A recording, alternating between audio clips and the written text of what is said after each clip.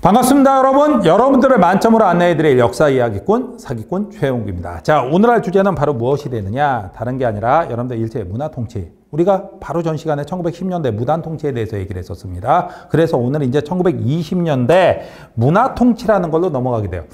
문화통치하니까 느낌이 나쁘지 않아 보입니다. 그런데 왜 이런 걸로 넘어가느냐? 1919년에 엄청난 일이 벌어져요.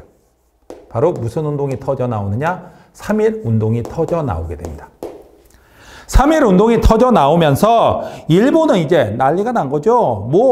한국이 이렇게 저항할지 몰랐고 무단통치에 대한 저항이었습니다. 거기다가 국제사회 여론이 굉장히 안 좋아집니다. 그동안 일본은 맨날 광고했거든요. 오히려 못 산 나라, 조선을 못 산 나라 한국을 일본이 가서 잘 먹고 잘 살게 해줬다. 근데 3.1 운동에서 우리나라 사람들이 그 엄청난 저항 정신을 보여주는 걸 딱 보게 되자 이제 세계 갖고 야, 일본 잘해준다며. 잘해주는 거 아니었네. 일본에 대한 국제적인 비난 여론이 굉장히 높아집니다. 이렇게 되자 일본은 무엇을 하느냐? 할 수 없이 통치 방식을 바꾸겠다고 선포를 해요. 어떻게 하느냐? 제일 먼저 나오는 건 여러분들 이렇게 합니다. 무엇을 하겠다고 하냐면 1920년대 가서 그래서 통치를 완전히 분위기를 바꾸겠다 하고 문화통치라는 방법을 내놓게 돼요. 문화통치, 이름 딱 들어보면 꽤 괜찮아 보입니다. 그렇다면 내용이 무엇이냐? 역시 정치적인 탄압이 있고 그 다음에 경제적인 수탈이 있겠죠. 자, 정치에서 몇 가지 변화를 주겠다라고 발표를 합니다. 정치에서 어떤 변화를 주느냐? 일단 총독, 무슨 총독의 파견이 가능하다? 문관 총독도 가능하다라고 얘기를 합니다. 문관 총독이 가능하다. 도대체 이게 무슨 얘기냐? 여태까지 총독은 무조건 육군이나 해군 대장이 맡아왔었는데 이젠 그거 하지 않겠다. 이젠 바로 무엇? 일반인도 그냥 문신도 당연히 총독으로 갈 수 있게끔 우리가 할게. 이런 얘기를 한 거예요.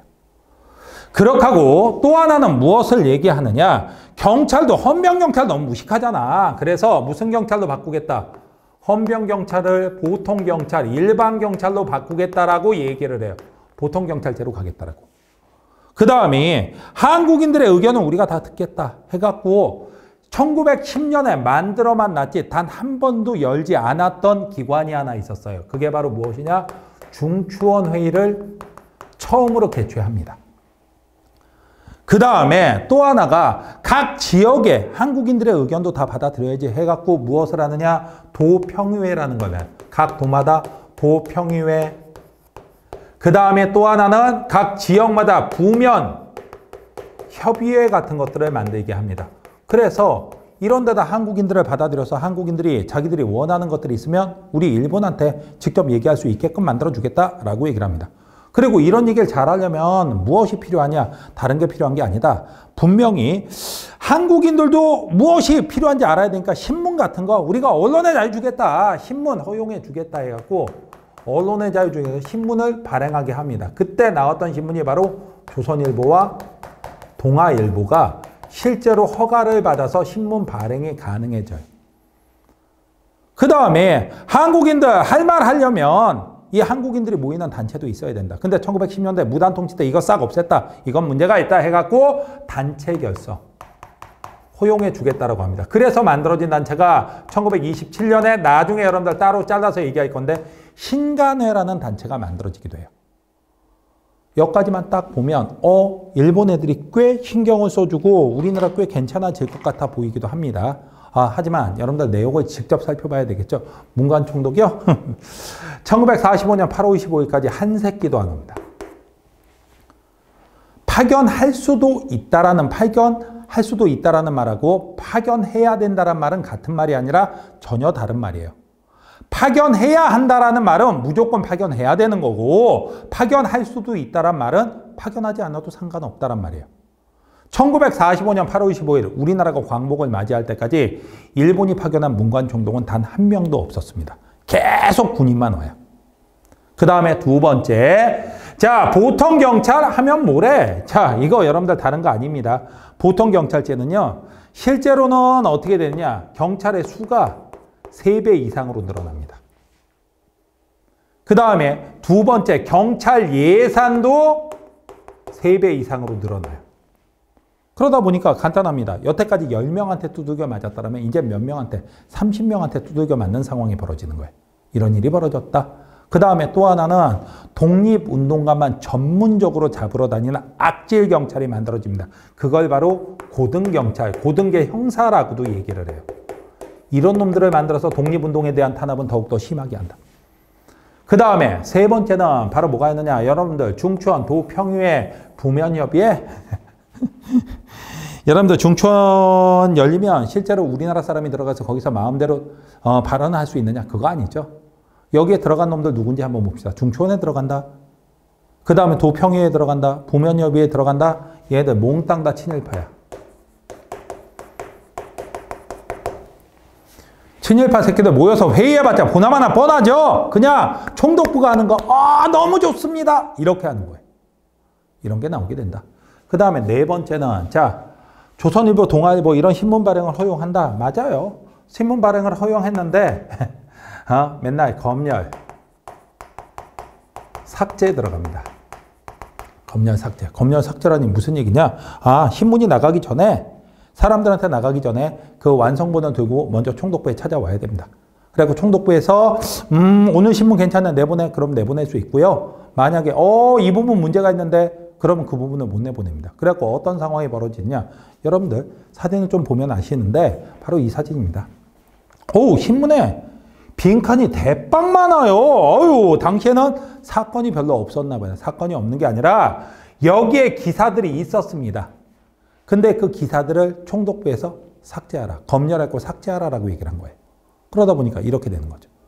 그러더니 일본은 이제 무엇을 하냐. 여기서 멈추는 게 아니라 여러분들 나중에 정간 그 다음에 1940년 이건 물론 이제 3, 40년대 가야 되는데 폐강까지 가게 됩니다. 정간 폐강까지. 정간 폐강까지 가요. 이런 상황이 벌어지게 된다. 그 다음이 신간에 이런 단체 왜 만들어주느냐. 여러분들 이거 다른 거 아닙니다. 신간에 나중에 여러분들이 독립운동에서 제가 이제 설명을 드릴 건데 1910년대엔 일본이 무단 통치를 하다 보니까 우리나라 사람들이 대놓고 싸우는 게 불가능했어요. 그래갖고 10년대 나왔던 게 대체로 비밀결사입니다. 비밀결사는요 정말 비밀리에 싸우고 치고 빠지고 하기 때문에 일본으로서도 뭐 큰 타격은 아닌데 되게 귀찮은 거예요. 근데 어떻게 잡으려고 하니까 잘 안 보여. 그래서 일본이 머리를 쓴 겁니다. 뭐라고 얘기를 하냐. 신간에 같은 이런 독립운동 단체를 만들어주자. 그러면 조선의 대표적인 독립운동가들이 모일 것이고 그 사람 주변으로 다른 눈에 보이지 않았던 인물들이 모일 거 아니냐. 그때 한꺼번에 일망타진하자. 지금 현재 비밀결사 눈에 안 보이는데 눈에 안 보이게 하지 말고 차라리 눈에 보이게 해서 우리가 통제와 감시를 하다가 쉽게 잡아들이자라고 얘기를 한 거예요. 이런 단체를 허용해 준 이유는 통제와 감시를 위해서였으며 그 다음에 여기서 끝나는 게 아닙니다. 자, 얘네들은 친일단체를 무지하게 많이 만들어요. 친일단체를 무지하게 많이 만들어서 친일파를 키우자. 그들로 하여금 우리한테 협조하게 하고 조선을 완전히 우리가 먹는데 도움을 받도록 하자. 이런 것들을 했던 거예요. 그러다 보니까 1920년대 문화통치는요. 어떤 본질을 갖고 있냐. 소수의 친일파를 키워서 우리 민족을 이간, 분열, 기만하는 기만술책에 불과해요. 친일파를 키워서 우리 민족을 이간 분열시킵니다. 그 대표적인 게 뭐가 있었냐면은 여러분들 신간의 탄생 과정에서 우리나라에 자치권을 준다라는 게 있었어요. 이것 때문에 민족주의 계열이 두 계열로 완전히 분열됩니다. 나중에 신간에 가서 말씀을 드릴 거예요. 그렇게 하고 실제로 자치권을 나중에 줬느냐 안 줬습니다. 갖고 노는 거예요. 그러니까 뭐냐면 남들 보는 데서는 안 때려요. 근데 남들만 지나가면 몰래 때리고 있는 거예요. 제일 나쁜 새끼들이죠. 그리고 또 어떤 분들은 그런 얘기를 합니다. 그래도 대놓고 안 때리는 게 어디야. 좀 덜 때리잖아. 덜 때리긴 뭘 덜 때립니까? 자, 이놈들이 만든 게 이 정치적인 압박에서 여기다 그냥 쓸게요. 뭐가 되냐. 1925년도에 치안유지법이라는 걸 만듭니다. 치안유지법. 이 치안유지법은 바로 뭐냐. 우리나라 사람들을 잡아들이는 법인데 이렇게 돼 있습니다. 원래는 사회주의 세력을 때려잡는 법으로 만들어졌어요. 그래갖고 사유재산 제도를 부정하는 자는 체포 구금할 수 있다라고 돼 있습니다.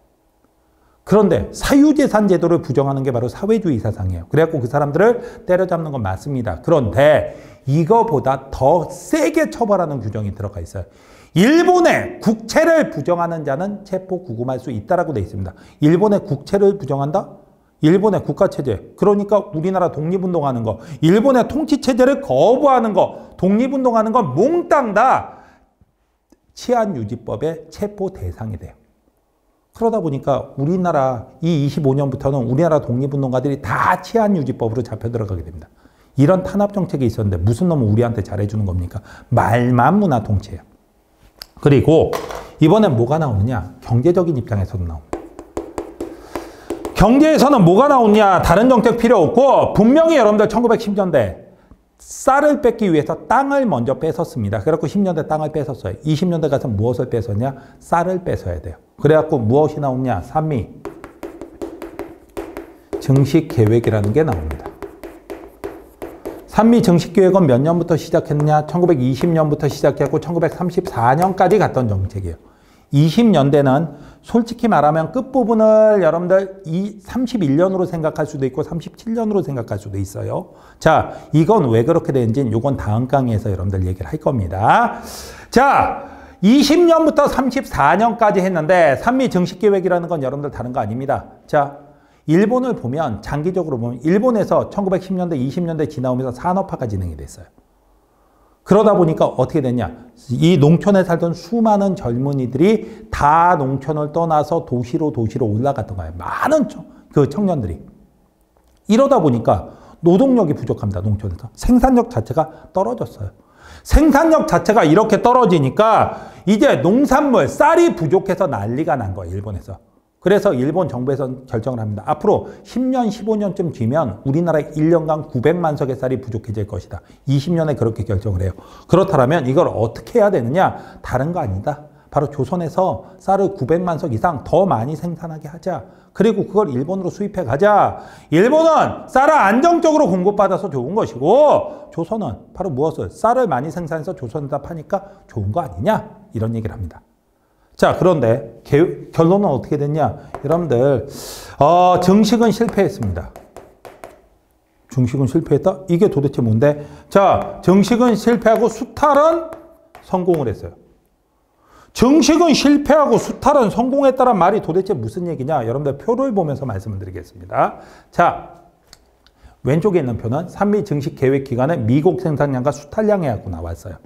1920년은 산미 증식계획이 처음으로 시작된 해입니다. 이때 우리나라의 쌀 생산량은 1488만 석이었어요.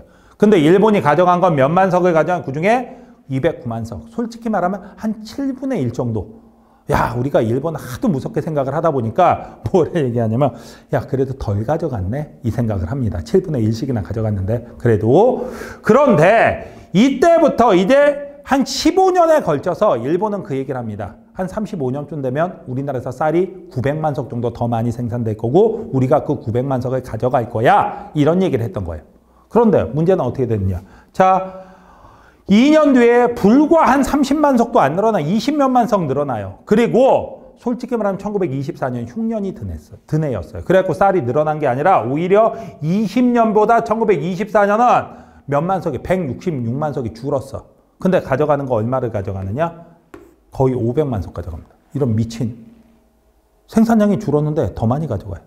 그리고 쭉 가서 여러분들 1931년 산미증식계획이 시작된 지 벌써 11년이 흘렀습니다. 그러면 적어도 700만 석, 800만 석 늘어야 되는데 실제로 1920년하고 비교하면 딱 99만 석 늘었어요. 900만 석이 아니라 99만 석이 늘었어. 근데 일본이 가져간 건 900만 석을 다 가져갑니다. 그럼 뭐야? 늘어난 건 요만큼 늘었는데 가져가는 건 이따만큼으로 가져가는 거예요. 증식된 양보다 훨씬 더 많이 가져가게 된다. 요만큼 늘었는데 이만큼 가져간다. 근데 이거는 어떤 결론을 가져오게 됐냐? 여러분들 다른 거 아닙니다. 한국인과 일본인의 1인당 평균 쌀 소비량 해갖고 나와 있습니다. 자, 무엇이 있느냐? 1917년, 1919년 이 두 해는 아직 산미증식계획이 시작되기 이전이에요. 그런데 여기 딱 보면 0.72, 0.74, 0.7대를 한국이 먹어요. 그에 비해서 일본은 1.1대를 쳐먹고 있어. 돼지 같아. 많이 처먹고 있습니다. 그래, 많이 처먹어서 좋겠다. 이러면 되는데 문제는 1920년 이후로 산미증식계획, 한국도 더 많은 쌀을 생산해서 먹기 살기 좋아질 거야 했는데 실제로는 0.6, 0.5 막 떨어집니다. 막 떨어져요. 0.5대까지 떨어져요. 그에 비해서 일본 애들은 계속해서 어떻게 1.1대 계속해서 처먹고 있죠. 왜? 요만큼 늘었는데 이따만큼 가져가니까. 그러다 보니까 어떤 결과가 나왔냐? 다른 결과가 아닙니다. 우리나라 사람들 더 새벽같이 일어나서 더 열심히 일했어요. 그래서 요만큼이지만 늘렸어. 그랬더니 이만큼을 가져갑니다. 그래서 우리나라 사람들은 더 많이 굶게 됐어요. 더 새벽같이 일어나서 더 열심히 일했는데 더 많이 굶게 된 이런 말도 안 되는 사태가 벌어지는 거죠. 이런 상황이 벌어집니다. 그리고 나서 여기서 끝나는 게 아닙니다. 그 다음에 두 번째는 여러분들 이거 그냥 쌀이 늘어나는 거 아니에요. 그냥 쌀이 늘어나는 게 아니라 이제 무엇을 해야 되냐. 여러분들 개간을 하고요. 그 다음에 밭을 쌀만 늘려야 되니까 논으로 바꿔야 됩니다. 밭을 논으로 바꾼다? 그러다 보니까 우리나라에서는 이제 밭농사가 많이 사라지고 쌀 농사만, 벼농사만 잔뜩 짓는 나라로 바뀌게 돼요. 그리고 개간하고 도로 파고 그 다음에 뭐 수로 내고 이런 걸 해야 되다 보니까 돈이 많이 들어갑니다. 그 돈은 누구한테 내라고 얘기를 하냐면 농민들한테 수리조합비라고 내라고 해요. 그래갖고 농민들 여기서 무엇을 뺏기게 되냐? 수리조합비를 뺏기게 돼요.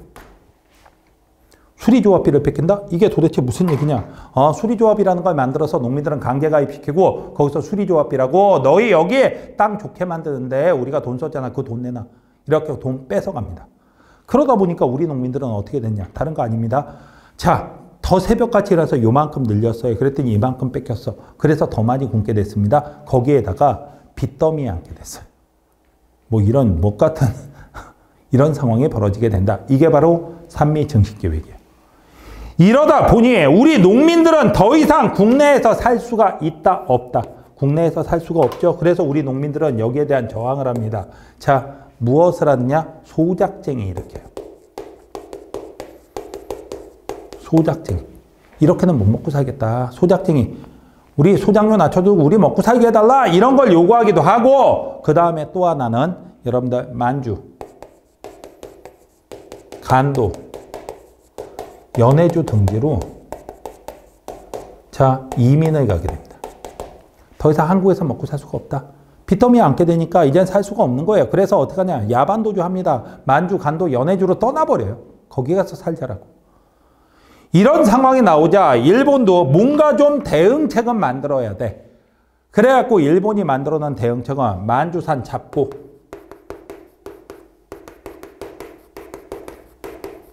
우리의 좋은 쌀은 일본이 거의 다 진짜 절반 이상 다 가져가고요. 그 다음에 우리나라 사람들한테는 그 먹기도 힘든 만주산 잡곡류 먹으라고 나눠줍니다. 이렇게 주지 않나? 그 다음에 또 하나는 1932년도에 농촌진흥운동이라는 걸 시작을 해요. 농촌진흥운동은 뭐냐? 농촌으로 정부의 고위 관료들이 내려옵니다. 그리고 농민들 모여봐 그럽니다. 왜요? 그러면 농민들 모여봐. 내 말 잘 들어. 그러면 되게 좋은 일이야. 그래서 뭡니까? 했더니 뭐야? 그랬더니 한마디 하죠. 우리 농촌도 잘 살 수 있다. 이런 얘기를 해요. 그러니까 농민들이 정말 어떻게 하면 배 안 고프고 잘 살 수 있어? 그랬더니 잘하면 아유 그냥 잘하면 잘 사는 거 누가 몰라? 바로 그거예요. 원래 문화통치라는 게 솔직하게 말하면 말로는 잘해주는 것 같습니다. 하지만 실질적으로 해주는 건 있다 없다? 실질적으로 해주는 건 없죠. 이런 상황이 벌어지게 됩니다. 그 다음에 사족으로 하나만 달아놓을게요. 이게 나중에 써먹으니까 회사령을 폐지합니다. 응? 1910년대에 나왔던 회사령은 회사 설립을 신고제에서 허가제로 바꾼 건데 1920년에 다시 신고제로 원래 상태로 돌아가면 좋은 거 아닙니까? 좋은 거 아니에요. 왜 좋은 거 아닙니까? 그 좋은 거 아닌 건 나중에 얘기를 할게요. 물산장려 운동할 때 여러분들 따로 말씀을 드리도록 하겠습니다. 20년대 그냥 그런 일이 있었다라는 것만 여러분들이 일단 기억을 해주세요. 자, 그렇다면 이것과 관련된 문제, 어떤 문제가 출제가 될 수 있는지 한번 여러분들 보도록 하죠. 20년대 문화통치에 대한 문제가 됩니다. 자, 여러분들 한번 봅시다. 다음 법이 발표된 시기에 일제의 통치 정책으로 옳은 것은 해갖고 나왔습니다. 여러분들 한번 보죠. 제1조 국채를 변역 또는 사유재산자를 부인한 목적으로 결사를 조직하거나 그 정을 알고 이에 가입한 자는 10년 이하의 징역 또는 금고에 처함. 자, 제2조 전조의 제1항의 목적으로 그 목적한 사항의 실행에 관하여 협의한 자는 7년 이하의 징역 또는 금고에 처함. 이렇게 돼 있어요. 바로 뭐예요? 일본의 국채를 부정하거나 아니면 무엇을 하면 사유재산제를 부정하는 사회주의 활동을 하면 체포 구금하고 가둘 수 있다는 얘기를 하고 있는 거죠. 처벌할 수 있다라고. 그렇다면 이거는 1925년도에 만들어진 치안유지법이에요. 치안유지법이라면 여러분들 다른 거 아닙니다. 몇 년대? 1920년대 문화통치기예요. 이게 제정된 시기는. 봅시다. 보통 경찰을 헌병경찰로 전환할 때가 앞뒤가 아예 안 맞는 문장이죠. 조선일보와 동아일보가 발행되었다. 이건 맞는 얘기예요. 문화통치기에 관리에게 제복을 입히고 칼을 차게. 이건 1910년대 일이죠. 1910년대. 무단통치기입니다. 그러니까 안 맞고요. 조선 총독 자문기관으로 중추원을 설치했다. 중추원 설치 맞지 않습니까? 중추원을 처음으로 설치한 건 1910년. 이 중추원 회의가 다시 열린 거죠. 그러다 보니까 중추원을 설치했다는 것은 10년으로 시기가 안 맞아요. 이건 틀린 거예요. 그 다음이 의회를 설립하여 한국인에게 입법권을 부여했다. 그럴 리가. 도평회, 부면협의회, 입법권, 법을 만드는 권리 없습니다. 그런 거 없어요. 그냥 친일파 모임이야. 그러다 보니까 답이 되는 건 몇 번?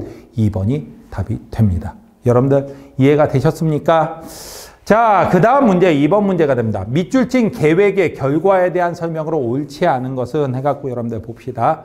일본의 쌀 소비는 연간 약 6,500만 석인데 일본 내 생산량은 약 5,800만 석을 넘지 못해 그 부족분을 식민지 및 외국에 의지하는 형편이다. 따라서 지금 쌀의 증산 계획을 수립하는 것이 급선무이다.